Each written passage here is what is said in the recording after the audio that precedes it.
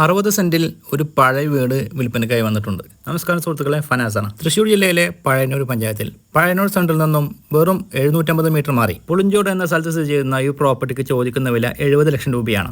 Road സൗകര്യമുണ്ട്. തൊട്ട് ഫ്രണ്ടിലായി മനോഹരമായ ഒരു ആമ്പൽക്കുളമുണ്ട്. പ്രകൃതി മനോഹരമായ ഒരു സ്ഥലത്താണ് ഈ ഒരു പ്രോപ്പർട്ടി വരുന്നത്. ഈ പ്രോപ്പർട്ടിയുടെ ഫ്രണ്ട് സൈഡിലായി ഒരു താമരക്കുളമുണ്ട്. പ്രോപ്പർട്ടിയോട് ചേർന്ന് മനോഹരമായ വയലാണ് വരുന്നത്.